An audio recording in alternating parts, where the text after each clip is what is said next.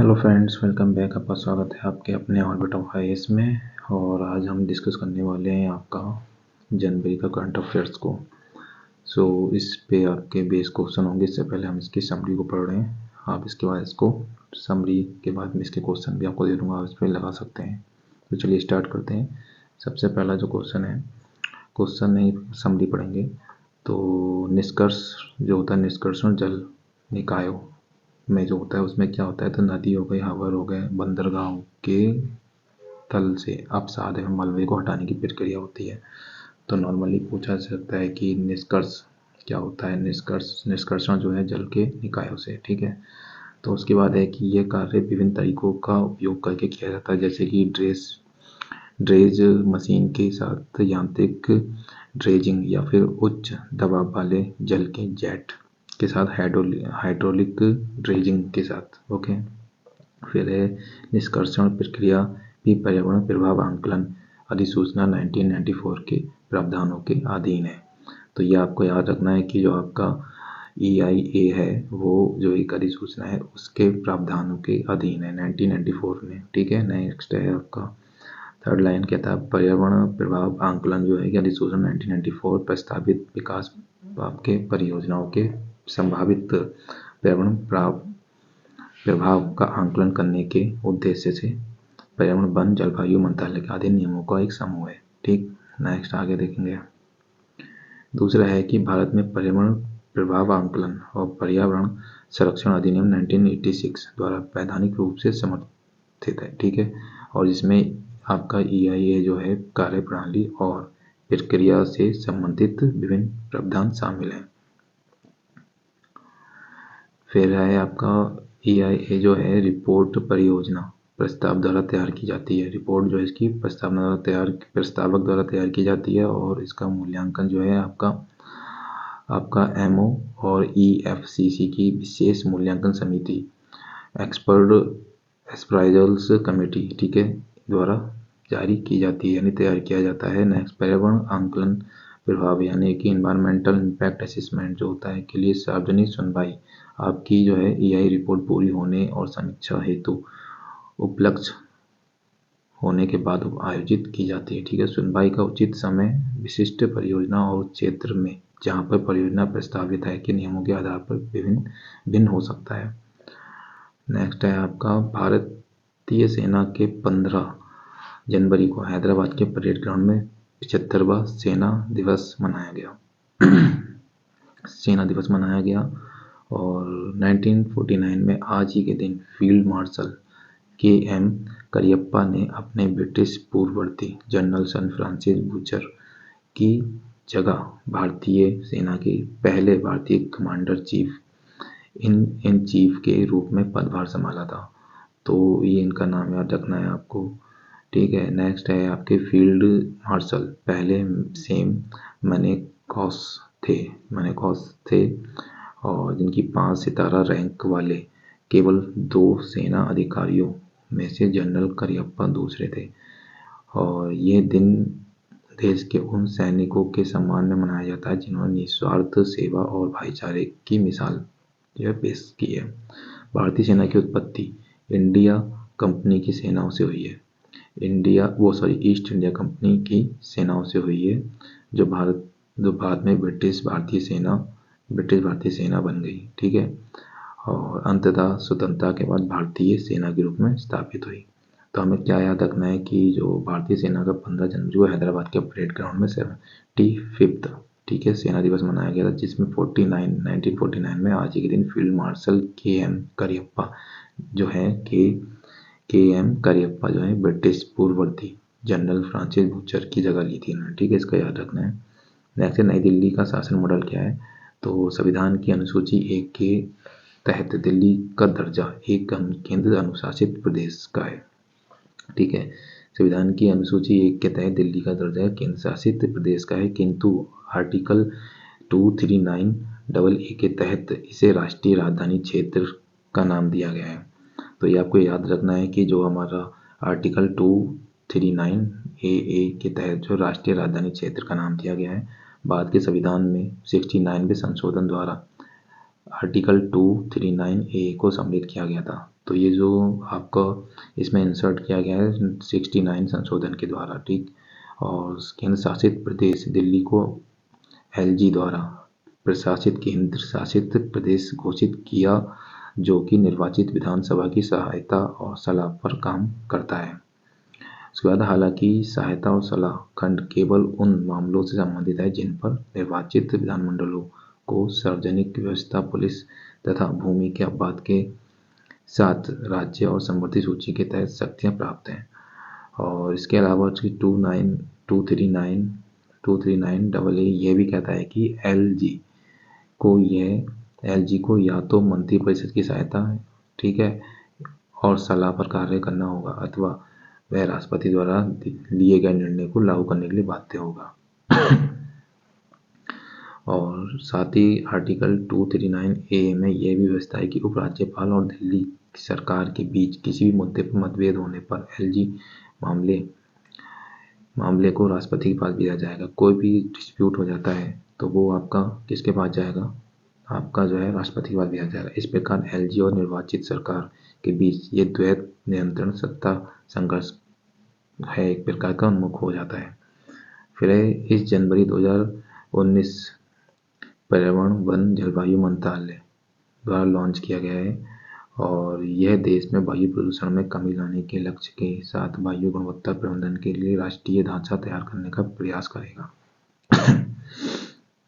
आधार वर्ष 2017 के साथ आगामी वर्षों में भारी व्यास जो है 10 माइक्रोमीटर या उससे भी कम PM10 के कण पदार्थ और महीन कणों में 2.5 माइक्रोमीटर या उससे भी कम जो है PM2.5 के कण है के संकेंद्रण से कम 20% कमी लाने का प्रयास करेगा। ओके, ये आपको याद रखना है सब। फिर है सभी बोर्डों के लिए मूल्यांकन दिशा निर्देश स्थापित करने के उद्देश्य से सभी राष्ट्रीय शिक्षा अनुसंधान और प्रशिक्षण परिषद national council of education research and training centre NCERT ने भारत के पहले राष्ट्रीय मूल्यांकन नियामक, ठीक है, प्रदर्शन मूल्यांकन समीक्षा समग्र विकास के लिए ज्ञान प्रशिक्षण के अधिसूचित किया है। यह NCERT का एक भाग के रूप में कार्य करेगा। और परख जो है आपका राष्ट्रीय शिक्षा नीति जो NEP है, न्यू एजुकेशन आपकी NEP जो है आपका वो 2020 वाला, ठीक है, उसके क्रियान्वयन के भाग के रूप में लॉन्च किया गया है, जिसमें मूल्यांकन पैटर्न और नवीनतम शोध के बारे में स्कूल बोर्डों को सलाह देने और उसके बीच सहयोग को बढ़ावा देने के लिए एक मानक निर्धारण जो है निकाय की परिकल्पना की गई है। इसे नेशनल अचीवमेंट सर्वे और स्टेट अचीवमेंट सर्वे जैसे समय समय पर लर्निंग आउटकम टेस्ट आयोजित करने का भी काम सौंपा गया है।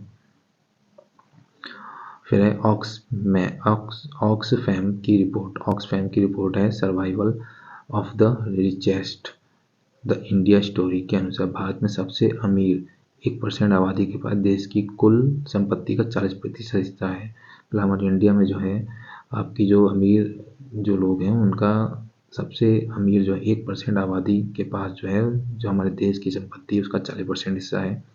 जबकि एक साथ वर्ष 2012 से 2021 के दौरान नीचे की आबादी की संपत्ति में हिस्सेदारी लगभग 3% की रही, ठीक है। उसके बाद विंडफॉल टैक्स अप्रत्याशित अथवा असाधारण लाभ पर लगाए गए कर है जो कि आर्थिक संकट, युद्ध या प्राकृतिक आपदाओं के समय प्राप्त किए गए हैं। इसके पीछे विचार यह है कि इन कंपनियों के खाद्यान्न और अन्य आवश्यक वस्तुओं की बढ़ती कीमतों से लाभ प्राप्त किया है और उन्हें गरीबी और असमानता को दूर करने में मदद करने के लिए उचित योगदान देना है। यह उपाय गरीबी और असमानता को कम करने में मदद करने वाले सामाजिक कार्यक्रम और प्रोत्साहित समर्थन करने हेतु आवश्यक सरकारों के लिए राजस्व उत्पन्न कर सकता है। यहाँ पर जो भी मैं आपको बता रहा हूँ ये क्वेश्चंस हैं, इसका मैं एक्सप्लेनेशन पढ़ रहा हूँ। अगर आपको इससे शॉर्ट नोट बनाने तो बना सकते हैं। फिर है हाल ही में स्वीडन की सरकारी स्वामित्व वाली खनन कंपनी, कहाँ की? स्वीडन की LKAB ने यूरोप में दुर्लभ मृदा धातुओं के सबसे बड़े भंडार की खोज की है। ठीक है, तो दुर्लभ मृदा भंडार क्या है? परिचय 17 धातु तत्वों का एक समूह है जिसमें स्कैंडियम और याट्रियम के अलावा आवर्त सारणी में 15 लेटेनाइट शामिल हैं जो लेटेनाइट के समान भौतिक और रासायनिक गुणों से युक्त है। उसके बाद है ये उपभोक्ता इलेक्ट्रॉनिक्स, कंप्यूटर नेटवर्क, संचार, स्वच्छ ऊर्जा और उन्नत परिवहन और स्वास्थ्य सेवा, पर्यावरण संबंध और राष्ट्रीय रक्षा प्रौद्योगिकी में महत्वपूर्ण है। तो भारत में दुर्लभ मृदा तत्व के बारे में बात करें, भारत के पास दुनिया के दुर्लभ मृदा भंडार का 6% है। वैश्विक उत्पादन के केवल 1% का उत्पादन करता है और चीन से ऐसे खनिज की अपनी अधिकांश आवश्यकताओं को पूरा करता है। तो जो दुर्लभ मृदा के तत्व हैं वो हम ज़्यादातर चीन से मतलब इम्पोर्ट करते हैं। और इंडियन रेयर अर्थ लिमिटेड प्राथमिक खनिज के खनन और एवं निष्कर्ष के लिए प्रमुख रूप से जिम्मेदार है, जिसमें कि दुर्लभ मृदा तत्व शामिल है जैसे मोनोजाइट, समुद्र तट रेत जो कि कई तटीय राज्यों में पाए जाते हैं। तो यहाँ पर जो हमारा एक उदाहरण दे रखा है मोनोजाइट का, ठीक है, मोनाजाइट, समुद्र तट पर जो रेत होती है जिससे कि यूरेनियम के मतलब डायरेक्ट यूरेनियम नहीं तो उसकी जगह मोनोजाइट रेत से भी हम अपना यूरेनियम की एक पूर्ति करते हैं और कई राज्यों में पाए जाते हैं। और फिर आपका जो इंडियन रेयर अर्थ लिमिटेड का मुख्य फोकस जो परमाणु ऊर्जा विभाग को मोनोजाइट से निकाले गए थोरियम को उपलब्ध कराना है, आपका जो है उसका सब्स्टिट्यूट का काम कर जाता है ये। फिर आपका शुक्र ग्रह, इसका नाम प्रेस और सुंदरता की रोम देवी के नाम पर रखा गया है। इसका जो नाम है प्रेम और सुंदरता की रोम देवी के नाम पर रखा गया है। सूर्य से दूरी के हिसाब से ये दूसरा, सूर्य की अगर दूरी से बात करें तो ये दूसरा तथा द्रव्यमान आकार में छठवां बढ़ा गया है। और चंद्रमा के बाद रात के समय आकाश में दूसरी सबसे चमकीली प्राकृतिक वस्तु है। तो सबसे पहला चंद्रमा है और उसके बाद आपका शुक्र है जो बहुत ज़्यादा चमकीला वस्तु है। शायद यही कारण है कि पहला ग्रह था जो दूसरी शताब्दी ईस्वी में आकाश में अपनी गति के कारण जाना गया है। और हमारे सौर मंडल के अन्य ग्रहों के विपरीत शुक्र और यूरेनस अपनी धुरी पर दक्षिणापथ घूमते हैं। तो हमारे सौर मंडल में जो ग्रह हैं उस ग्रहों के विपरीत शुक्र और यूरेनस अपनी धुरी पर दक्षिणापथ घूमते हैं। ठीक, ये आपको ध्यान रखना है। और जो हमारे ग्रह हैं उनके ग्रह के विपरीत हैं, ठीक है, ये दो, कौन सा, एक शुक्र हो गया और एक यूरेनस। शुक्र तो में भी याद आ जाएगा लेकिन यूरेनस आपको जरूर याद रखना है। फिर कार्बन डाइऑक्साइड की उच्च सांद्रता के कारण यह सौरमंडल का सबसे गर्म ग्रह है। यहाँ पर कार्बन डाइऑक्साइड की जो है आपकी CO2 की मात्रा बहुत अधिक है जिस कारण ये बहुत ज़्यादा गर्म है, सौरमंडल का सबसे गर्म ग्रह है और तीव्र ग्रीन हाउस गैस प्रभाव भी पैदा यहाँ पर होता है। उसके बाद शुक्र ग्रह का जो एक दिन है पृथ्वी के 1 वर्ष से ज़्यादा लंबा होता है। यानी कहना शुक्र ग्रह का एक दिन पृथ्वी के 1 वर्ष से ज़्यादा लंबा होता है। सूर्य की परिक्रमा पूरी करने की तुलना में शुक्र को अपनी धुरी पर घूर्णन में अधिक समय लगता है, अर्थात 243 पृथ्वी दिन में एक घूर्णन के साथ सौरमंडल में किसी भी ग्रह का सबसे लंबा घूर्णन है। सूर्य की एक कक्षा को पूरा करने के लिए 224.7 दिन पृथ्वी के दिन के बराबर होगा। ठीक है, शुक्र को कमेंट करके बताएं कि पृथ्वी का एक पूरा चक्कर जो है वो कितने में लगता है। ठीक, शुक्र को उसके द्रव्यमान आकार और घनत्व और सौरमंडल में उसके समान सापेक्ष स्थानों में समानता के कारण पृथ्वी की जुड़वा बहन भी कहा गया है। तो पृथ्वी की जुड़वा बहन शुक्र को कहते हैं और शुक्र से ज़्यादा कोई ग्रह पृथ्वी के करीब नहीं पहुंचा है। शुक्र से ज़्यादा कोई ग्रह जो है पृथ्वी के करीब नहीं पहुंचता है और अपने निकटतम स्तर पर चंद्रमा के अलावा पृथ्वी का सबसे निकटतम बड़ा पिंड है। शुक्र के वायुमंडलीय दाब पृथ्वी से 90 गुना, ठीक है, ज़्यादा है, 90 गुना अधिक है। उसके बाद है भारत और फ्रांस के बीच द्विपक्षीय नौसैनिक अभ्यास जो उसका 21वां संस्करण पश्चिम समुद्री तट पर हुआ है और जबकि दोनों नौसेनाओं के बीच द्विपक्षीय अभ्यास 1993 में शुरू किया गया था। 2001 में वरुण के रूप में अपनाया गया था और भारत फ्रांस रणनीतिक द्विपक्षीय संबंधों की पहचान के रूप में भी हुआ है। फिर अभ्यास जो है 16 जनवरी से आपके 20 जनवरी 2023 के मध्य 5 दिनों का आयोजित किया गया था। तो ये आप देख सकते हैं कि ये फ्रांस है।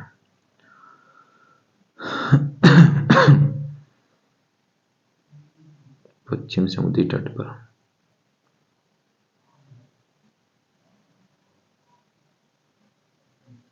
फिर चौथी औद्योगिक क्रांति, artificial intelligence, robotics, internet of things, 3D printing, genetic engineering, quantum computing और अन्य तकनीकों का मिश्रण है। तो आपसे क्वेश्चन पूछ सकता है कि चौथी औद्योगिक क्रांति क्या है, उसमें क्या क्या चीज़ें आती हैं। तो आप बताएंगे कि आर्टिफिशियल इंटेलिजेंस हो गया, रोबोटिक्स हो गया, इंटरनेट ऑफ थिंग्स हो गया, 3D प्रिंटिंग्स हो गए, जेनेटिक्स इंजीनियरिंग हो गया, क्वांटम आपके कंप्यूटिंग हो गया, अन्य तकनीक मिश्रण हो गया। ब्लॉकचेन तकनीक एक विकेंद्रीकृत है डिजिटल बही खाता है जो कि कंप्यूटर के नेटवर्क में लेन देन का रिकॉर्ड रखती है या करती है। ठीक है। फिर राजकोषीय उत्तरदायित्व, FRBM, राजकोषीय उत्तरदायित्व बजट प्रबंधन क्या है। अधिनियम, भारत में एक कानून है जिसमें 2003 में अधिनियमित किया गया था। 2003 में इसे अधिनियमित किया गया था। इसका लक्ष्य राजकोषीय अनुशासन और वित्तीय स्थिरता, राजकोष में जो अनुशासन को बनाए रखना और वित्तीय में स्थिरता को बनाए रखना था। और ये अधिनियम राजकोषीय घाटे, ऋण, GDP अनुपात और अन्य राजकोषीय संकेतों के लिए लक्ष्य निर्धारित करता है और सरकार को इन लक्ष्यों को प्राप्त करने के लिए कदम उठाने और ऐसा करने के लिए अपनी प्रगति का रिपोर्ट जो है आवश्यकता होती है। इनको रिपोर्ट करना आवश्यकता होती है। ठीक है। मतलब कहने का ये है कि ये जो अधिनियम है आपका राजकोषीय घाटा हो गया, फिर आपका जो ऋण, आपका GDP का अनुपात है और अन्य राजकोषीय संकेतक के लिए लक्ष्य निर्धारित करता है। ठीक है। और सरकार को लक्ष्य को प्राप्त करने के लिए कदम उठाने के लिए जो है प्रेरित भी करता है और रिपोर्ट करने की आवश्यकता होती है। इसमें अधिनियम के अनुपालन की निगरानी करने और राजकोषीय नीति के सिफारिश करने हेतु अधिनियम एक स्वतंत्र राजकोषीय उत्तरदायित्व बजट प्रबंधन परिषद की स्थापना करता है। 2018 में भारत सरकार ने FRBM अधिनियम में संशोधन किया। ठीक है। और ताकि प्राकृतिक आपदाओं और अन्य असाधारण घटनाओं के मामले में 0.5% के विचलन के प्रावधान के साथ नए राजकोषीय घाटे के लक्ष्य को निर्धारित किया जा सके। तो 2018 में इसमें संशोधन हुआ था जिसमें कि 0.5% के साथ विचलन के साथ में राजकोषीय घाटा जो है लक्ष्य को उसमें शामिल किया गया। नहीं, कुछ अगर प्राकृतिक आपदा या असाधारण घटनाएं हो जाती तो उसमें कुछ उसको बदलाव किया जा सके। फिर है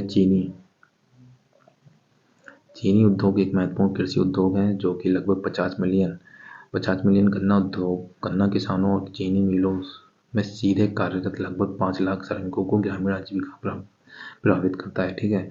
तो चीनी का उद्योग हमारे बहुत ही इंपॉर्टेंट है, ये आपको पता होगा। और 50 मिलियन किसानों और चीनी मिलों में सीधे कार्यरत लगभग आपके 50 लाख श्रमिक को ग्रामीण के उनको आजीविका, उनकी एक इनकम का साधन बनता है। और 2021-22 में अक्टूबर सितंबर में भारत जो है विश्व में चीनी का सबसे बड़ा उत्पादक और उपभोक्ता और विश्व के दूसरे सबसे बड़े निर्यातक के रूप में हो रहा है। तो चीनी का जो है भारत दूसरा सबसे बड़ा निर्यातक है और उपभोक्ता और उत्पादक में सबसे बड़ा जो है उत्पादक भी है।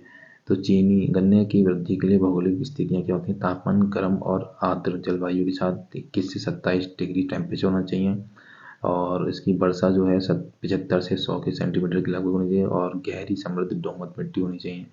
और शीर्ष गन्ना उत्पादक राष्ट्र महाराष्ट्र सबसे ज़्यादा है, फिर उत्तर प्रदेश, फिर कर्नाटक।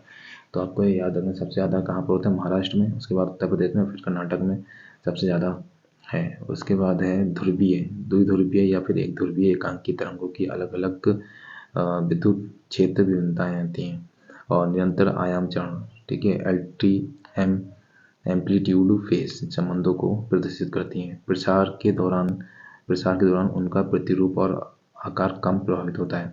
ये पाया गया है कि एकांकी तरंगें विभिन्न भौतिक प्रणालियों को गतिशीलता के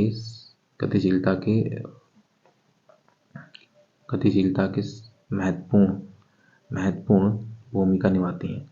ठीक है, जिससे कि पृथ्वी के चुंबकीय क्षेत्र और फिर मंगल ग्रह के चुंबकीय क्षेत्र, और ये पृथ्वी के चुंबकीय क्षेत्र में प्लाज्मा कणों को प्रदान करने और उनके आवागमन के लिए उत्तरदायी होती है, जिसका प्रभाव उपग्रहों के अंतरिक्ष उपकरणों को व्यवहार के रूप में पड़ता है। ठीक, तो मतदान का अधिकार संविधान के 326 में निहित है, ये आपको पता ही होगा। आपका जो वोट का अधिकार है वो आर्टिकल 326 में निहित है, और इसमें कहा गया है कि लोकसभा और प्रत्येक राज्य की विधानसभा के चुनाव पैक्स मताधिकार के आधार पर होंगे। प्रत्येक व्यक्ति जो कि भारत का नागरिक है, जो 18 वर्ष से अधिक की आयु, 18 वर्ष से कम की आयु नहीं है, ठीक है, संविधान और या फिर उपयुक्त विधान मंडल द्वारा बनाए गए किसी भी कानून के तहत अनिवास या मानसिक विकार या अपराध या भ्रष्ट या फिर अवैध अभ्यास के आधार पर अयोग्य नहीं है, तो ऐसे किसी भी व्यक्ति चुनाव में मतदाता के रूप में पंजीकृत होने के हकदार होंगे। उसके बाद है कि नागार्जुन सागर श्री सेलम टाइगर रिजर्व नल्लामाला पहाड़ियों में स्थित है। तो नागार्जुन कहाँ पर है आपका, उसमें श्री सेलम टाइगर रिजर्व है, ठीक है, और ये नल्लामाला जो है पहाड़ियों में स्थित है, और 1978 में अधिसूचित किया गया था। 1983 में प्रोजेक्ट टाइगर के रूप में शामिल किया गया था, और कृष्णा नदी नागार्जुन टाइगर रिजर्व से होकर गुजरती है, और 1992 में इसे राजीव गांधी वन्यजीव अभयारण्य के रूप में भी पुनः नामित किया गया था। ये बिल्कुल इंपॉर्टेंट चीज़ें हैं जो कि मैं आपको दिख रहा हूँ, इसमें लोगों के साथ दृष्टि की जो 2024 के लिए इन्होंने अच्छे से बनाया है, तो वही चीज़ मैं रिपीट कर रहा हूँ, आप सब इसको देख सकते हैं। फिर है पैराथॉर्मोन जो है पैराथायराइड ग्रंथि द्वारा निर्मित एक हार्मोन होता है जो कि रक्त में कैल्शियम के स्तर को नियंत्रित करने में मदद करता है। ठीक है, तो रक्त कैल्शियम के स्तर की कमी की स्थिति में पैराथायरॉयड ग्रंथि स्रावित करती है, जो कि हड्डियों से कैल्शियम निकालकर और कैल्शियम के गैस्ट्रोइंटेस्टाइनल अवशोषण को बढ़ाकर रक्त कैल्शियम के स्तर को बढ़ाने में सहायता करती है। ठीक है, तो PTH किडनी में कैल्शियम के उत्सर्जन को कम करने का काम करती है, और PTH के उच्च स्तर के कारण हाइपरलक्सीमिया जैसी स्थिति हो सकती है जबकि निम्न स्तर को हाइपोकैल्सीमिया भी कहा जाता है। आपका जो निम्न स्तर होगा उसे हाइपोकैल्सीमिया भी कहा जाता है। फिर पैराथॉर्मोन जो है 84 अमीनो एसिड से बना होता है, ये पेप्टाइड हार्मोन होता है, तो आपसे नॉर्मली पूछा जा सकता है। फिर एंडोक्राइन डिसरप्टर्स वे रसायन होते हैं जो शरीर के प्राकृतिक हार्मोन की नकल कर सकते हैं, जिससे कि स्वास्थ्य का व्यापक प्रभाव पड़ता है, और ये रसायन विभिन्न प्रकार के उत्पादों में पाए जाते हैं, जैसे कीटनाशक, प्लास्टिक और व्यक्तिगत देखभाल उत्पाद शामिल होते हैं। ठीक है, ये अंतःस्रावी तंत्र के सामान्य कामकाज को बाधित कर सकते हैं। ये अंतःस्रावी हमारे जो कहते हैं ग्लैंड्स होती हैं हमारी बॉडी में, उसमें कामकाज जो है उनका एक रेगुलेशन जो होता है वर्किंग उसको बाधित कर सकती हैं, जिससे प्रजनन संबंधी समस्याएं और विकास और कैंसर जैसे स्वास्थ्य प्रभाव पैदा कर सकते हैं। ठीक है, रोजमर्रा के उत्पादों में अंतःस्रावी व्यवधानों की संबंधित उपस्थिति के बारे में जागरूक होने हेतु इन रसायनों के जोखिम को कम करने के लिए कदम उठाया गया है।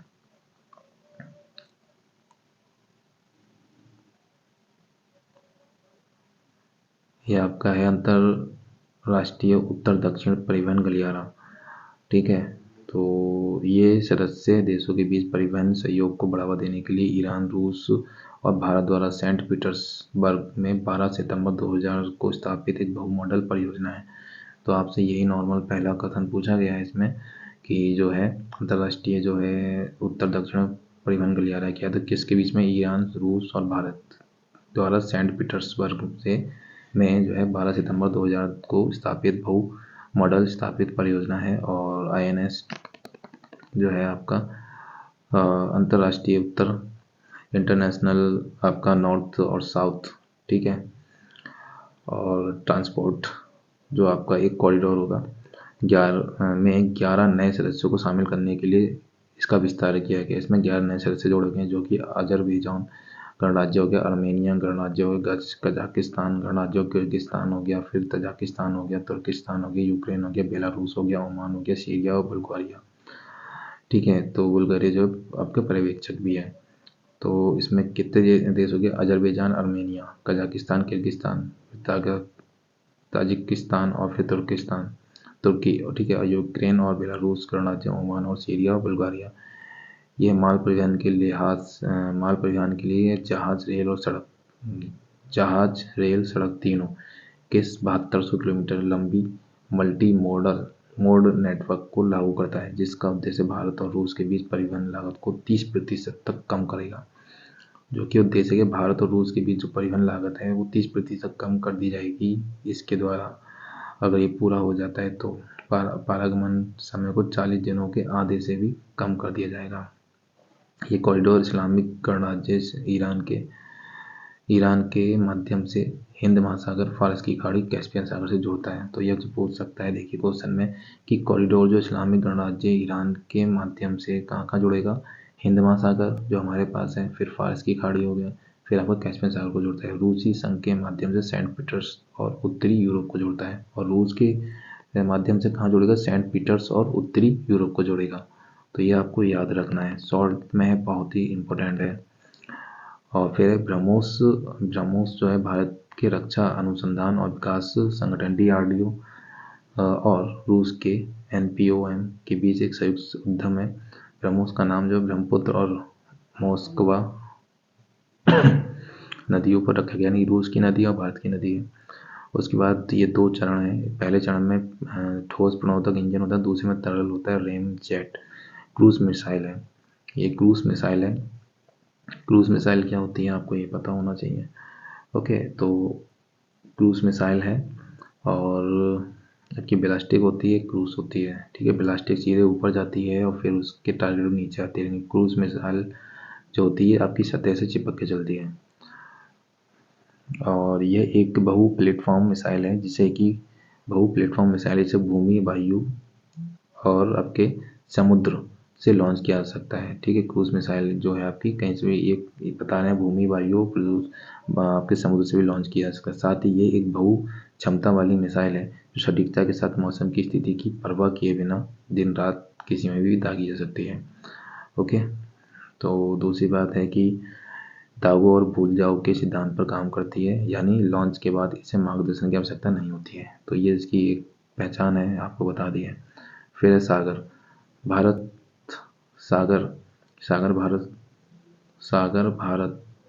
सागर की एक विदेश नीति पहल है, जिसका उद्देश्य आपका हिंद सागर क्षेत्र में समुद्री सुरक्षा और सहयोग को बढ़ावा देना है। समावेशी और सतत विकास के महत्व पर जोर देती है और समुद्री लूटपाट, आतंकवाद और प्राकृतिक आपदाओं जैसे कि आम चुनौतियों के समाधान के लिए एक क्षेत्र में देशों की साझेदारी की स्थापित किया गया है। पहल का उद्देश्य क्षेत्र में जो है आपके समुद्री सुरक्षा प्रदाता के रूप में भारत की भूमिका को बढ़ावा और व्यापार और आर्थिक विकास के लिए हिंद महासागर क्षेत्र को प्रोत्साहित करना है। सागर जो है समुद्र पहल लूटपाट और आतंकवाद और नई उभरती हुई गैर राज्य संस्थाओं की समुद्री चिंताओं से निपटने के लिए सामूहिक कार्रवाई को प्रोत्साहित कर रही है। फिर पश्चिम घाट जो है पश्चिम घाट आपका जो है सह्याद्री पहाड़ियों के रूप में भी जाना जाता है, जिसे वनस्पतियों और जीवों में समृद्ध और अद्वितीय संयोजक के रूप में प्रसिद्ध है। पश्चिमी घाट में भारत के पश्चिम तट के समानांतर केरल, महाराष्ट्र, गोवा, तमिलनाडु, गुजरात, कर्नाटक राज्यों के पहाड़ों की एक श्रृंखला है। और पश्चिम घाट भारत में 4 वैश्विक जैव विविधता हॉटस्पॉट में से एक है, और यह जो अन्य 3 हिमालय, इंडो-बर्मा और सुंडालैंड निकोबार द्वीप समूह से रिलेटेड है और यूनेस्को की विश्व धरोहर स्थल के रूप में भी मान्यता प्राप्त है। नीलगिरी बायोस्फीयर रिजर्व पश्चिम घाट के सबसे बड़ा सन्निहित जो है संरक्षित क्षेत्र है।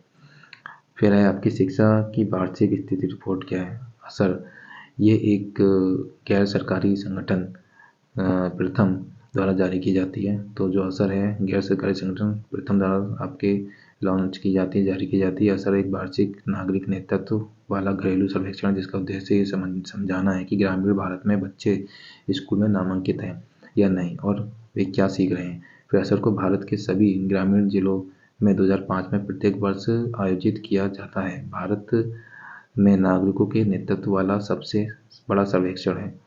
और उसके बाद असर जो सर्वेक्षण 3 से 16 वर्ष की आयु के बच्चों का नामांकन स्थिति और 5 से 16 वर्ष की आयु के बच्चों के राष्ट्रीय, राज्य और जिला स्तर पर बुनियादी शिक्षा और अंकगणित स्तर के प्रतिनिधि अनुमान उपलब्ध कराता है। भारत में कक्षा 3 और कक्षा 5 के छोटे बच्चों में सामान्य पठन और अंकगणित संबंधी कौशल कमी आई है। भारत में कह रहे हैं कि कक्षा 3 और कक्षा 5 के छोटे बच्चों में सामान्यतः पढ़ने से और अंकगणित संबंधी कौशल में कमी आई है।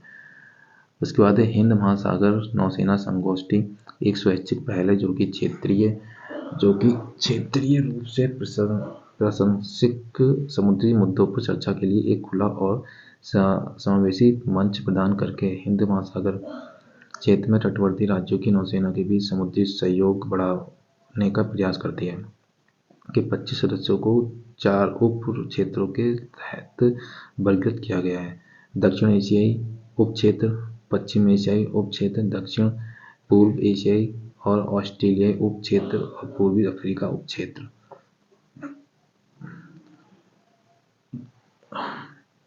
आईओएनएस के 25 राष्ट्र हैं।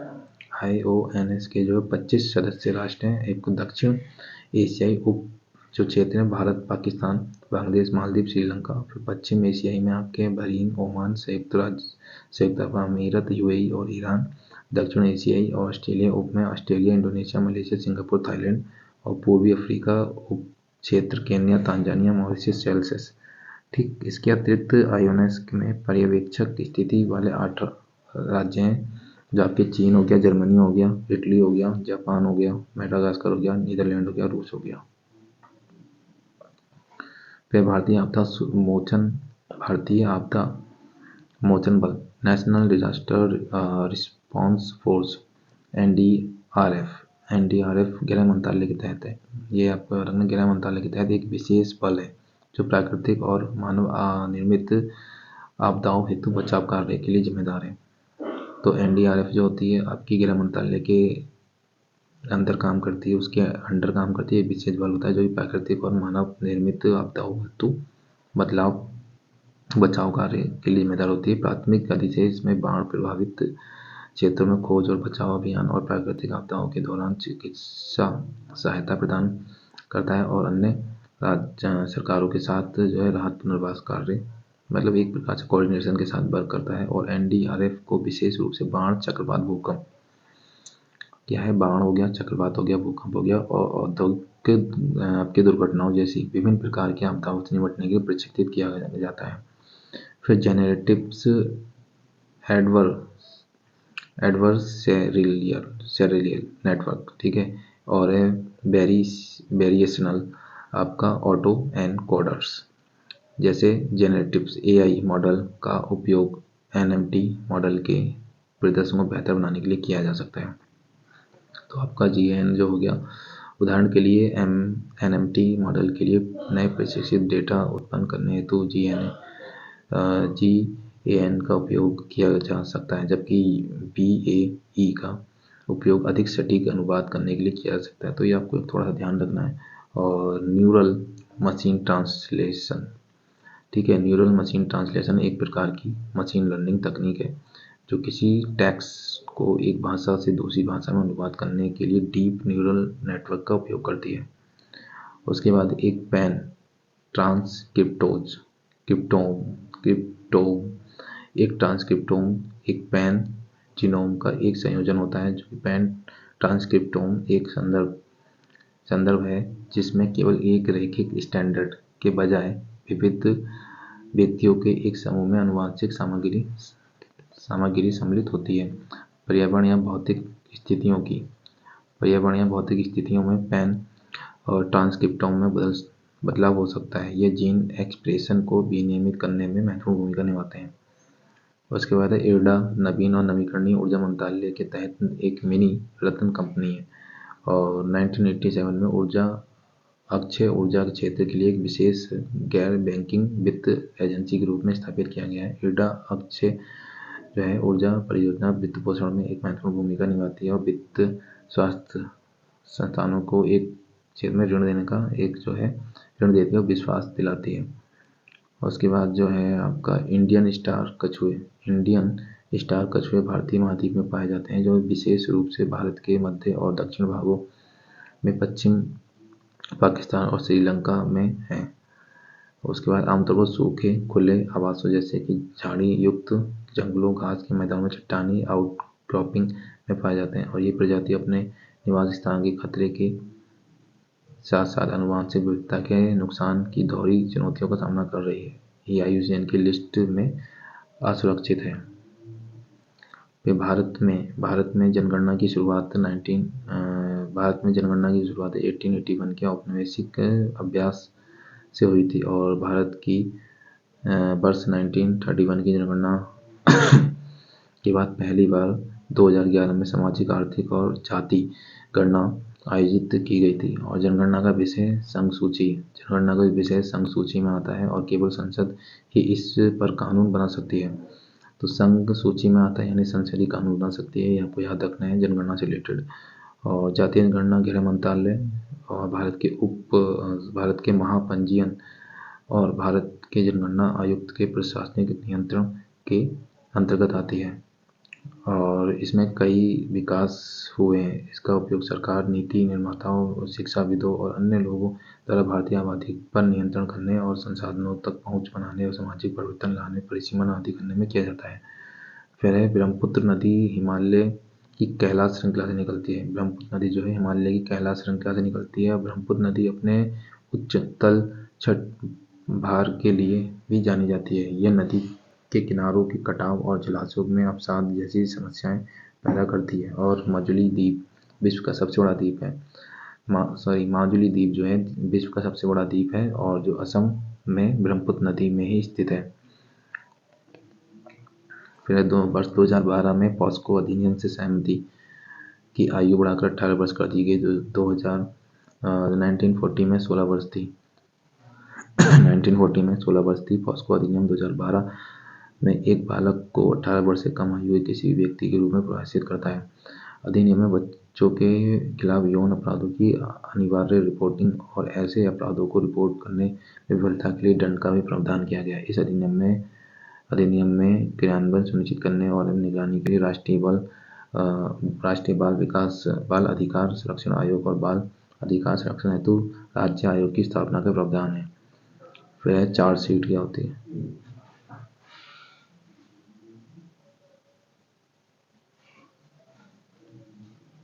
चार्जशीट जैसा कि धारा 173 सीआरपीसी चार्जशीट धारा की सीआरपीसी जो है के तहत परिभाषित किया गया है। यह एक पुलिस अधिकारी या फिर जांच एजेंसी द्वारा मामले की पूरी चार्जशीट जो होती है आपकी धारा 173 सीआरपीसी के तहत परिभाषित किया गया है। एक पुलिस अधिकारी या फिर जांच एजेंसी द्वारा मामले की पूरी जांच करने के बाद तैयार की गई अंतिम रिपोर्ट होती है और ये वीरास्वामी बनाम भारत संघ और अन्य 1991 मामले में सर्वोच्च न्यायालय ने फैसला सुनाया कि चार्जशीट सीआरपीसी की धारा 173(2) के तहत पुलिस अधिकारी की अंतिम रिपोर्ट होती है। आरोपी के खिलाफ 60 से 90 दिनों की निर्धारित अवधि के भीतर चार्जशीट दायर की जानी चाहिए, अन्यथा गिरफ्तारी अवैध मानी जाएगी और आरोपी जो है जमानत का हकदार होगा।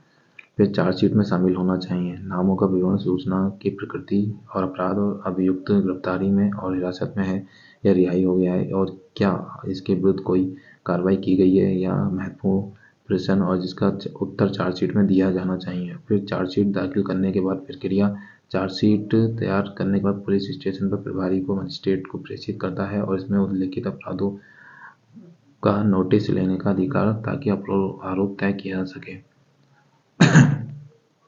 देखिए पाल स्टेट जो है आपका गल्फ एंड तमिलनाडु और ये श्रीलंका है, केरला।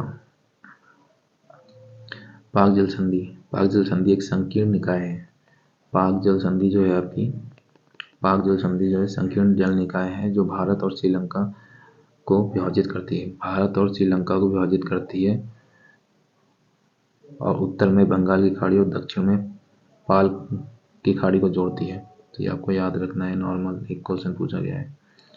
फिर आपका है उत्तर पश्चिम भारत। उत्तर पश्चिम की अरावली विश्व की सबसे पुराने बलित पर्वतों में से एक है। उत्तर और पश्चिम भारत की अरावली जो विश्व की सबसे पुराने बलित पर्वतों में एक है। 300 मीटर से 900 मीटर की ऊंचाई के 7 अवशिष्ट पर्वतों का निर्माण करती है। गुजरात के हिम्मत नगर से दिल्ली तक 800 किलोमीटर तक विस्तृत है। हरियाणा, राजस्थान, गुजरात, दिल्ली में 692 किलोमीटर में विस्तृत है।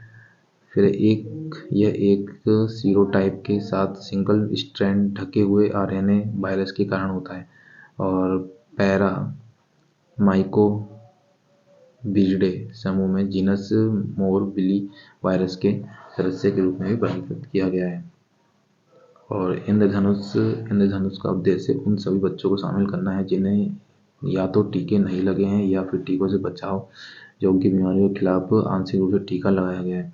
भारत के मिशन इंद्रधनुष में तपेदिक, डिप्थीरिया और पर्टुसिस, टिटनस, पोलियो और हेपेटाइटिस बी, निमोनिया और हीमोफिलस इन्फ्लुएंजा टाइप बी, खसरा, रूबेला, जापानी इन्फेलाइटिस और रोटावायरस, डायरिया के कारण होने वाले मेनिंजाइटिस जैसी 12 जानलेवा बीमारियों को शामिल किया गया है। फिर ऐसी मान्यता है कि जगन्नाथ मंदिर पुरी, उड़ीसा का निर्माण 12वीं शताब्दी के पूर्वी गंग राजवंश के राजा अनंतवर्मन चोडगंग देव द्वारा करवाया गया था। जगन्नाथपुरी को यमनिका तीर्थ भी कहा जाता है, जहाँ हिंदू मान्यता के अनुसार पुरी में भगवान जगन्नाथ की उपस्थिति के कारण मृत्यु के देवता यम की शक्ति समाप्त हो गई है। और इस मंदिर को सफेद पैगोडा कहा जाता है और ये 4 धाम तीर्थ यात्रा बद्रीनाथ, द्वारका और पुरी और रामेश्वर का एक हिस्सा है। और यह मंदिर अपनी तरह की अनूठी वास्तुकला के लिए प्रसिद्ध है। इसमें एक विशाल परिसर की दीवार और कई टावर, हॉल और मंदिर के साथ एक बड़ा परिसर है। जगन्नाथ मंदिर यूनेस्को की विश्व धरोहर में सूची में सूचीबद्ध नहीं है और सूर्य मंदिर कोणार्क उड़ीसा का एकमात्र ऐसा स्थल है जो यूनेस्को की विश्व धरोहर में सूचीबद्ध नहीं है। देख लीजिए, इस प्रकार का मंदिर है ये कुछ। उसके बाद ये भारत का विधि आयोग क्या है? ये समय समय पर भारत सरकार द्वारा गठित एक गैर सांविधिक निकाय है। स्वतंत्र भारत का पहला विधि आयोग 1955 में 3 वर्ष के कार्यकाल के लिए स्थापित किया गया था और पहला विधि आयोग को 1834 में ब्रिटिश शासनकाल के दौरान 1833 के चार्टर अधिनियम द्वारा स्थापित किया गया था। इसकी अध्यक्षता लॉर्ड मैकाले द्वारा की गई थी और उद्देश्य ये कानून और न्याय मंत्रालय के सलाहकार निकाय के रूप में काम करता है। और विधि आयोग का कार्य कानून संबंधी अनुसंधान और भारत में मौजूद कानूनों की समीक्षा करना ताकि इसमें सुधार किया जा सके एवं केंद्र सरकार और स्व प्रेरणा द्वारा इसके संदर्भ में किए गए कानून बनाए जा सके। संगठन एक पूर्णकालिक अध्यक्ष होता है और साथ आयोग के एक सदस्य सचिव और 4 पूर्णकालिक सदस्य होते हैं। कानून मंत्रालय का कानून और विधायी सचिव जो है इस आयोग के प्रधान अध्यक्ष होते हैं और अंशकालीन सदस्यों की संख्या 5 से अधिक नहीं होती है। और सर्वोच्च न्यायालय का सेवानिवृत्त आपका न्यायाधीश या फिर उच्च न्यायालय के मुख्य न्यायाधीश आयोग का अध्यक्ष होता है। ठीक है। फिर है आपका 2019 में सेना के शॉर्ट सर्विस कमीशन SSC की महिला अधिकारियों को स्थायी आयोग का विकल्प चुनने की अनुमति देते हुए अपने नियमों में बदलाव किया, जो कि अन्यथा 14 साल की सेवा के बाद सेवानिवृत्त हो जाती हैं। हालांकि ये पूर्वव्यापी नहीं था और केवल 2020 में सेना में अपने कैरियर शुरू करने वाली महिला अधिकारियों पर लागू होता था। वर्ष 2020 के सर्वोच्च न्यायालय ने ऐतिहासिक फैसला द्वारा महिलाओं के अधिकारियों के पूर्वव्यापी प्रभाव को स्थायी रूप से आयोग की व्यवस्था की गई। सेना में शामिल होने वाली महिला अधिकारियों को 1992 में SSC अधिकारियों के रूप में शामिल किया गया था, लेकिन बाद के वर्षों में स्थायी आयोग का विकल्प चुनने का विकल्प नहीं था। फिर आपका जेएजी और सेना के शिक्षक और अब्बात थे, क्योंकि इनके लिए 2008 में स्थायी आयोग बनाया गया था। अन्य सैन्य और सेवाओं के लिए महिलाएं स्थायी कैडर नहीं बन सकती, क्योंकि उन्हें कर्नल बनने के लिए अनिवार्य सेवा अवधि पूरी करने से पहले ही सेवानिवृत्त होना पड़ता था। महिलाएं अभी भी इन्फेंट्री, मैकेनाइज्ड इन्फेंट्री और सेना के रूप में बख्तरबंद जैसे मुख्य शस्त्रों के लिए पात्र नहीं है, क्योंकि सेना में महिलाओं को पैदल सैनिकों के रूप में सीमाओं पर युद्ध लड़ने की अनुमति नहीं है। ये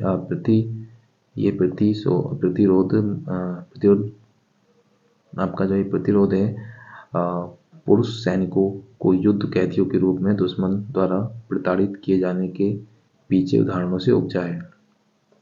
हालांकि सेना ने हाल ही में महिलाओं के लिए सहायक बल कोर ऑफ आर्टिलरी खोलने का निर्णय लिया गया है। सुभाष चंद्र बोस का जन्म 23 जनवरी 1897 को कटक, उड़ीसा डिवीजन और बंगाल प्रांत में प्रभावती दत्त बोस और जानकी नाथ बोस के यहाँ पर हुआ था। 1999 में उन्होंने भारतीय सिविल सेवा परीक्षा उत्तीर्ण की थी और बाद में उन्होंने इस्तीफा दे दिया था। और वे विवेकानंद की शिक्षाओं से अत्यधिक प्रभावित थे और अपने आध्यात्मिक गुरु मानते थे, और चित्तरंजन दास उनके राजनीतिक गुरु थे। उन्होंने बिना शर्त स्वराज अर्थात स्वतंत्रता का समर्थन किया और मोतीलाल नेहरू रिपोर्ट का विरोध किया, जिसमें भारत के लिए डोमिनियन के दर्जे की बात कही गई थी। उन्होंने 1930 के नामक सत्याग्रह में सक्रिय रूप से भाग लिया और सविनय अवज्ञा आंदोलन के निलंबन तथा वर्ष 1931 में गांधी-इरविन समझौते पर हस्ताक्षर करने पर जोरदार विरोध किया। फिर भारत एक भारत श्रेष्ठ भारत कार्यक्रम का उद्देश्य राज्य केंद्र शासित प्रदेशों की जुड़ाव की अवधारणाओं के माध्यम से राज्यों केंद्र शासित प्रदेशों के बीच लोगों की बातचीत और आपसी समझ को बढ़ावा देगा। सरदार वल्लभ भाई पटेल की 40वीं जयंती के अवसर पर एक भारत श्रेष्ठ भारत जो है शुभारंभ किया गया था। और राज्य भाषा सीखने, संस्कृति, परंपराओं, संगीत, पर्यटन और व्यंजन, खेल, सर्वोत्तम प्रथाओं को साझा करने आदि क्षेत्रों में एक सतत और संचालित सांस्कृतिक संबंध को बढ़ावा देने के लिए गतिविधियों को संचालित किया गया है। राज्यों के केंद्र शासित प्रदेशों में एक भारत और श्रेष्ठ भारत की भावना को बढ़ावा देने के लिए आपसी जुड़ाव की जो है प्राकृतिक श्रृंखला में प्रवेश किया गया है। और सरदार वल्लभ भाई पटेल की 40वीं जयंती थी। कुसुम योजना किसानों को उनकी बंजर भूमि पर स्थावर और ऊर्जा परियोजनाओं के माध्यम से ग्रिड को अतिरिक्त बिजली बेचने का विकल्प देकर उन्हें अतिरिक्त आय प्रदान करेगी। और योजना विकेंद्रीकृत सौर ऊर्जा उत्पादन को बढ़ावा देगी और संचरण हानियों को कम करेगी। और राज्य सरकारों के लिए सिंचाई हेतु उनके सब्सिडी परिव्यय को कम करने और संबंधित तरीका एक प्रकार का तरीका है। योजना राज्यों को नवीनीकरणीय खरीद दायित्व रिन्यूएबल परचेज ऑब्लिगेशन लक्ष्यों को पूरा करने में मदद करेगी। फिर भारत के मुख्य न्यायाधीश सीजीआई को भारत का नागरिक होना चाहिए। सीजीआई को जो है भारत का नागरिक होना चाहिए। कम से कम 5 वर्ष के लिए एक उच्च न्यायालय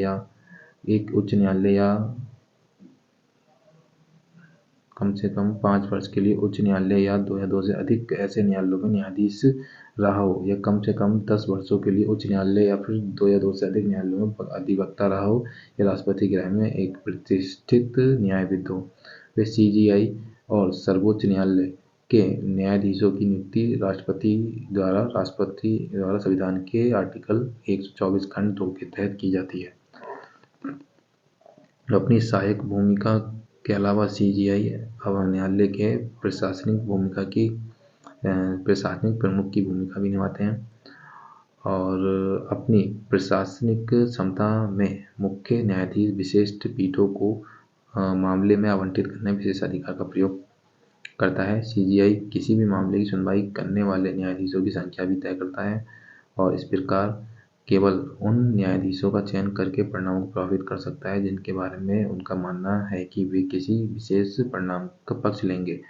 और 2019 में सर्वोच्च न्यायालय ने फैसला सुनाया कि भारत के मुख्य न्यायाधीश कार्यालय सूचना का अधिकार आरटीआई अधिनियम 2005 के दायरे में आता है।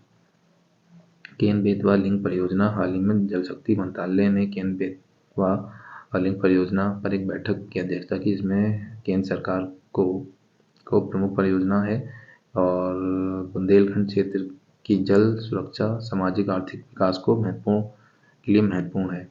केन बेतवा लिंक परियोजना जो है नदियों को आपस में जोड़ने की परियोजना है, जिसका उद्देश्य उत्तर प्रदेश के सूखाग्रस्त बुंदेलखंड में सिंचाई सुविधा उपलब्ध कराने हेतु मध्य प्रदेश क्षेत्र की केन नदी के अधिशेष को बेतवा नदी से हस्तांतरित करना है। फिर इस क्षेत्र में उत्तर प्रदेश झांसी, बांदा, ललितपुर और महुआ क्षेत्रों में मध्य प्रदेश के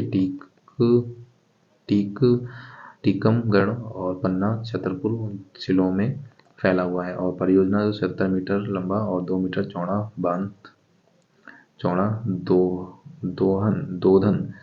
दोधन बांध और 230 किलोमीटर लंबी नहर का निर्माण कार्य शामिल है। और केन बेतवा देश की 30 नदियों को जोड़ने हेतु शुरू की गई जोड़ो परियोजनाओं में से एक है। बहुउद्देशीय बांध के निर्माण से न केवल जल संरक्षण में तेजी आएगी, बल्कि 103 मेगावाट जल विद्युत के उत्पादन में 62 लाख लोगों को पेय जल की आपूर्ति सुनिश्चित होगी। फिर रात के समय रिहायशी इलाकों में आसमान पर चमकना, स्ट्रीट लाइट और सुरक्षित फ्लड लाइट और बाहरी सजावटी रोशनी स्लाइक्लो का कारण बनता है। स्लाइक्लो शहर में जो है उसके आसपास रात के समय आकाश में प्रकाश की सर्वव्यापी चादर है, जो कि चमकीले सितारों को छोड़कर सभी को अवरुद्ध कर सकती है। चमकीले सितारों को छोड़कर बाकी सभी को अवरुद्ध कर सकती है। यह प्रकाश सीधे रात्रिचर जीवों की आंखों पर पड़ता है, जो उन्हें मार्ग में भटकाने का कार्य करता है। और साइक्लो प्रकाश जो है प्रदूषण के घटकों में एक है। और प्रदूषण आमतौर पर 3 मुख्य घटक होते हैं: साइक्लो और चकाचौंध और फिर प्रकाश अतिचार। फिर आंतरिक क्रोड को मुख्य रूप से ठोस लोहा और निकेल से बना है और पृथ्वी के बाकी भागों की तुलना में थोड़ी तेजी से घूमता है। और यह अनुमान भूकंपीय तरंगों के अध्ययन से लगाया गया है। माना जाता है कि कोरियोलस प्रभाव के कारण होता है, जो पृथ्वी के घूर्णन से उत्पन्न होता है। अब केंद्रीय बल के कारण होता है और घूर्णन से उत्पन्न होता है। बाकी ग्रह की तुलना में आंतरिक कोण में तेजी से घूमने का कारण बनता है। ऐसा माना जाता है कि पृथ्वी का आंतरिक कोण मुख्य रूप से लोहे और निकेल से बना है, जिसमें कार्बन, सिलिकॉन, सल्फर जैसे अन्य तत्व भी थोड़ी मात्रा में उपलब्ध हैं। और आंतरिक कोण को बाहरी कोण से अलग करने वाली सीमा को बुलेमन अशांतता कहा गया है, जिसका नाम ब्रिटिश भूवैज्ञानिकविद डॉक्टर जॉन बुलेन के नाम पर रखा गया है। और पहली बार 1950 के दशक में इसकी पहचान की गई थी। फिर संकटग्रस्त प्रजातियों की रेड लिस्ट के अनुसार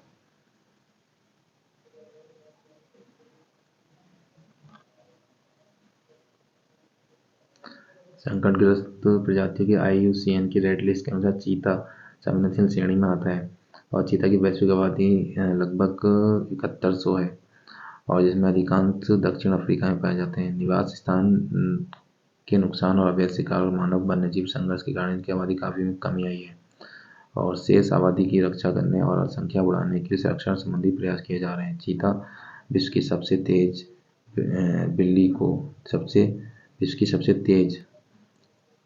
बिल्ली 1975 में साइट्स प्रीसेस्ट फर्स्ट में शामिल किया गया है। इस्लामिक सहयोग OIC मुस्लिम देशों की सामूहिक आवाज होने का एक दावा करता है। इसका गठन 1969 में रबात, मोरक्को में आयोजित एक शिखर सम्मेलन में किया गया था, जिसमें यरूशलेम में अल अक्सा मस्जिद की आपराधिक आगजनी के रूप में वर्णित किया गया था। 57 सदस्य हैं और भारत OIC का सदस्य नहीं है।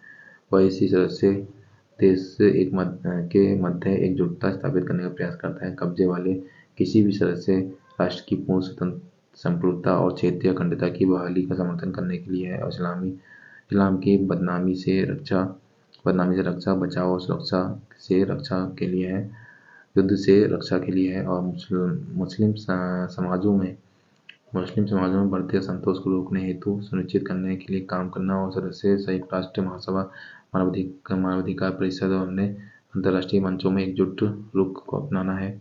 और मुख्यालय जो जिहाद सऊदी अरब में है, विवादित शहर मुक्त हो जाने के बाद संगठन अपने मुख्यालय को स्थायी रूप से पूर्व यरूशलेम में स्थानांतरित करने की योजना बना रहा है।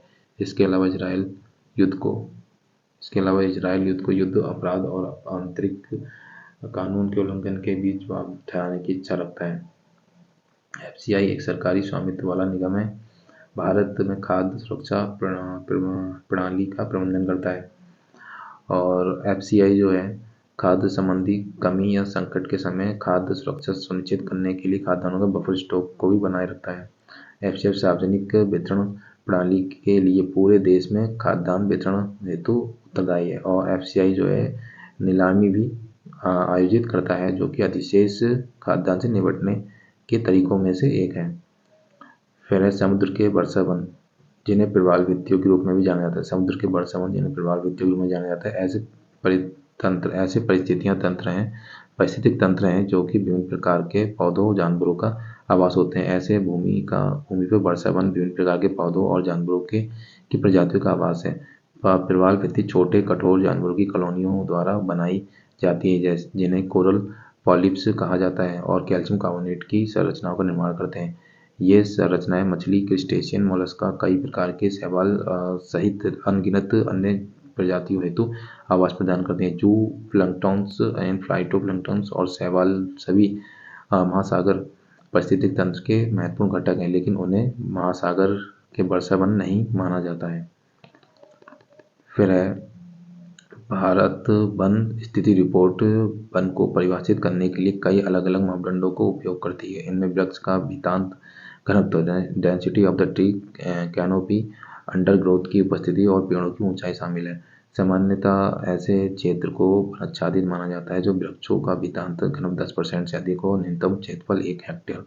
और लाइट डिटेक्शन एंड रेजिंग का एक रिमोटिंग तकनीक है। सेंसर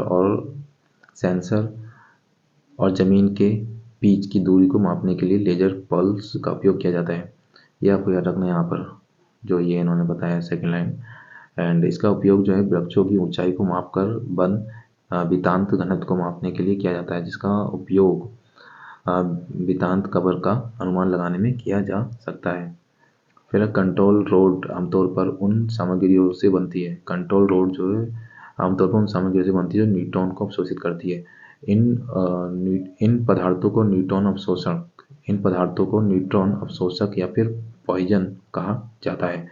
बोरॉन एक विशेष रूप से प्रभावी न्यूट्रॉन अवशोषक है और इसका उपयोग कई प्रकार के रिएक्टरों में किया जाता है। यह बोरॉन कार्बाइड B46 और बोरॉन 10B और या फिर आपका बोरॉन 11 के रूप में भी हो सकता है। और हैफनियम एक अन्य न्यूट्रॉन अवशोषक है। इसका उपयोग कुछ प्रकार के रिएक्टरों में किया जाता है। ये विशेष रूप से उपयोगी है क्योंकि इसका गलनांक उच्च होता है और ये आपका संरक्षण प्रतिरोधी होता है। कैडमियम का उपयोग कुछ प्रकार के रिएक्टरों में न्यूट्रॉन अवशोषक के रूप में किया जाता है। इसमें उच्च न्यूट्रॉन अवशोषण क्रॉस सेक्शन होता है और संभालना अपेक्षाकृत आसान होता है। इस प्रकार कंट्रोल रोड में उपयोग की जाने वाली सबसे आम सामग्री बोरॉन, हैफनियम और फिर कैडमियम होती है। तो कंट्रोल रॉड जो होती हैं, जो कि आपका रिएक्टरों में यूज होती है, तो बोरॉन की रॉड हो गई और हैफनियम हो गया, कैडमियम हो गया। फिर आदित्य L1 मिशन जो है क्या है, सूर्य का अध्ययन करने वाला भारत का अंतरिक्ष मिशन है। 2015 में लॉन्च किए गए एक एस्ट्रोसैट के बाद L1 इसरो का दूसरा अंतरिक्ष आधारित खगोलीय विज्ञान मिशन होगा। और प्रक्षेपण यान जो L1 जो है 7 पेलोड के साथ ध्रुवीय उपग्रह प्रेक्षण यान solar satellite launcher vehicle PSLV का उपयोग करके लॉन्च किया गया है। और visual lines emission coronagraph Aditya L1 प्राथमिक पेलोड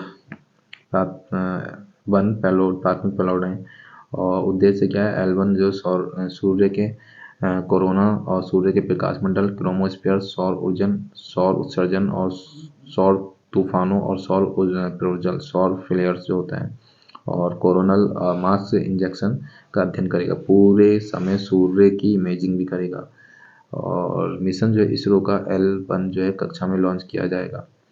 ये जो है L1 लोअर जो आपकी अर्थ लोअर जो होता है उसका लॉन्च किया जाएगा। सॉरी, मिशन इसरो का L1 जो है कक्षा में लॉन्च किया जाएगा।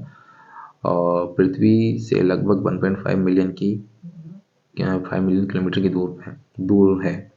और आदित्य L1 इस कक्षा से लगातार सूर्य का अवलोकन कर सकता है।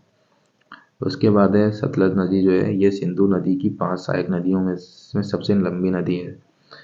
और पंजाब, जिसका अर्थ होता है 5 नदियां का नाम देती है, और इसका उद्गम जो है दक्षिण पश्चिम तिब्बत की लांगा झील, हिमाचल के उत्तरी ढलान पर होता है। फिर है ब्यास नदी। ब्यास नदी जो है आपकी नदी का उद्गम जो हिमाचल प्रदेश में रोहतांग दर्रे से है, और ये 14,308 फीट की ऊंचाई से है। फिर रावी नदी हिमाचल प्रदेश के हिमालय से निकलती है, पाकिस्तान की सीमा में बहती हुई पाकिस्तान के पंजाब प्रांत में प्रवेश करने के बाद 80 किलोमीटर से अधिक तक बहती है। फिर झेलम नदी का उद्गम जम्मू कश्मीर के हिमाचल में होता है। ये इम्पोर्टेंट नदियाँ हैं आपकी। उसके बाद है सीमावर्ती देश जो हैं आपके कौन कौन से हैं, 21। अल्बानिया, ये इसके मेडिटेरियन सी के पास के को याद कर लेना है। अल्बानिया है, अल्जीरिया है, और वेरेसनिया है, फिर हर्जेगोविना है, और फिर क्रोएशिया है, फिर साइप्रस है, मिस्र है, फ्रांस है, ग्रीस है, इजराइल है, इटली है, फिर लेबनान है, लीबिया है, फिर माल्टा है, फिर मोनाको है, और फिर मेंटेनेग्रो है, और फिर मोरक्को है, स्लोवेनिया है, और फिर स्पेन है, सीरिया, ट्यूनीशिया, और फिर तुर्की है। ये आपको याद कर लेना है। फिर उसके बाद है ध्रुवीय भंवर। पोलर वॉर्टेक्स शब्द ठंडी वायु के विस्तार को संदर्भित करता है, जो आमतौर पर आर्कटिक के चारों ओर प्रवाहित होती है, लेकिन कभी कभी उत्तरी ध्रुव से दक्षिण की ओर खिसक जाती है। और वॉर्टेक्स शब्द जो है वायु के प्रति प्रवाह काउंटर क्लॉकवाइज को संदर्भित करती है, जो ठंडी वायु को ध्रुव के निकट रखने में मदद करती है। फिर सत्याग्रह आंदोलन जो है 1970 में उन्होंने किसानों को नील की खेती की दमनकारी प्रणाली के खिलाफ संघर्ष के लिए प्रेरित करने हेतु बिहार के चंपारण की यात्रा की थी।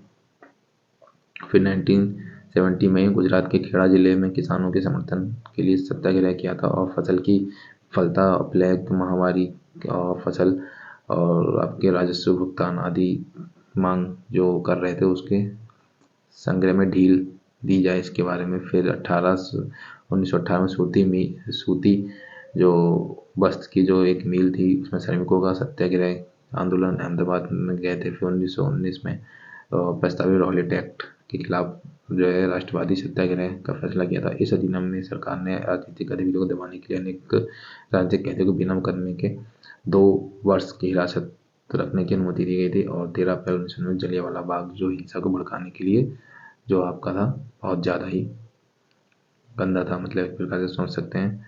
फिर है कैल्प वन कई अलग अलग प्रजातियों के सघन विकास से उथले जल क्षेत्र में निर्मित जल के नीचे पारिस्थितिक तंत्र होता है। ये पोषक तत्वों से भरपूर और ठंडे पानी में पनपते हैं, और समुद्र तल से संबंधित होते हैं, और अंततः जल की सतह पर बढ़ते हैं, और खाद्य एवं ऊर्जा उत्पन्न करने के लिए सूर्य के प्रकाश पर निर्भर होते हैं। कैल्प वन हमेशा तटीय रेखा में पाए जाते हैं। कैल्प वन जो होते हैं वो हमेशा तटीय रेखा में पाए जाते हैं। उथले और अपेक्षाकृत स्वच्छ जल की आवश्यकता होती है, और आकशेरुकी मछलियाँ और शैवाल की सैकड़ों प्रजातियों को जल के अंदर आवास प्रदान करते हैं, और उनकी उच्च पारिस्थितिक और आर्थिक मूल्य होता है। उसके बाद चटगांव हिल ट्रैक्टम दक्षिण पूर्वी बांग्लादेश में 13,000 वर्ग किलोमीटर की पहाड़ी और जंगली क्षेत्र है, जो कि भारत के मिजोरम, त्रिपुरा, म्यांमार के जिन रोंगियों में बसे हुए रखाइन राज्य की सीमा से लगा हुआ है। और ब्रिटिश पूर्व चटगांव हिल ट्रैक्ट्स में शासी सरदार और सरदारनियाँ थीं, और इन समूहों की आबादी को या तो क्योंगथा या के रूप में वर्गीकृत किया गया था। यह जनजातियों नदी के बारे में रहती हैं और तोंगथा जो कि पहाड़ियों के घने जंगलों में रहती थी। फिर है म्यांमार और दक्षिण चीन में वियतनाम देशों में पाई जाने वाली स्वेल टेल तितली जो अब विलुप्त हो गई है, भारत में पहली बार दर्ज की गई। नामदफा राष्ट्रीय उद्यान में नई तीन नोवेल हेलन एक अत्यंत दुर्लभ तितली है और नोवेल हेलन थाईलैंड, लाओस और कंबोडिया में पाई जाती है। इन तितलियों में भारत में पहली बार अरुणाचल प्रदेश में नामदफा राष्ट्रीय उद्यान में दर्ज किया गया था। फिर है सेना स्पेक्टा बिलिस, विदेशी आक्रामक वृक्ष प्रजाति जिसे सजावटी प्रजाति के रूप में दक्षिण और मध्य अमेरिका में जलाऊ लकड़ी के रूप में उपयोग हेतु लाया गया था। और मुदुमलाई टाइगर रिजर्व के बफर जोन के 800 से 1200 हेक्टेयर के बीच में फैला हुआ है। और मुदुमलाई टाइगर रिजर्व जो है तमिलनाडु के नीलगिरी जिले में आपके 3 कर्नाटक, केरल, तमिलनाडु तीर जंक्शन पर स्थित है। फिर है एक भौगोलिक संकेत उन उत्पादों पर उपयोग किया जाने वाला संकेत है जिनकी विशिष्ट भौगोलिक उत्पत्ति होती है और मूल के कारण उत्पाद की गुणवत्ता या प्रतिष्ठा होती है। भौगोलिक संकेत आपका जीआई टैग जो होता है अधिनियम 1999 के द्वारा जीआई टैग जारी किया जाता है और ये टैग जो भौगोलिक संकेतक राष्ट्रीय और द्वारा संवर्धन और आंतरिक व्यापार विभाग, वाणिज्य उद्योग मंत्रालय के तहत जारी किया जाता है। फिर कुष्ठ रोग जो है आपका, कुष्ठ रोग एक चिरकालिक संक्रामक रोग है। कुष्ठ रोग जो एक चिरकालिक संक्रामक रोग है जो माइक्रोबैक्टीरियम लेप्रे नामक जीवाणु के कारण होता है। और कुष्ठ रोग उपेक्षित उष्णकटिबंधीय रोग और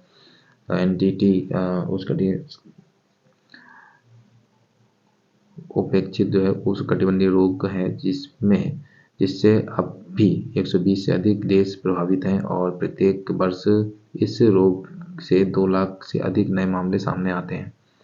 और फिर लक्षण है मुख्य रूप से त्वचा और परिधीय नसों और श्वसन पथ जो होते हैं इसकी आंखों में श्लेष्म झिल्ली को प्रभावित करती है। और अनुपचारिक रोगों के साथ नज़दीकी लगातार संपर्क में रहने के कारण नाक और मुंह से उत्सर्जित ड्रॉपलेट्स के माध्यम से कुष्ठ रोग फैलता है। और कुष्ठ रोग का एमडीटी द्वारा इलाज संभव है और शुरुआती चरणों में उपचार से दिव्यांगता को रोका जा सकता है। यह रोग वंशानुगत नहीं होता है। कुष्ठ रोग संचरण का जो माता पिता से बच्चों में नहीं होता है। फिर उसके बाद है गांधी के बारे में।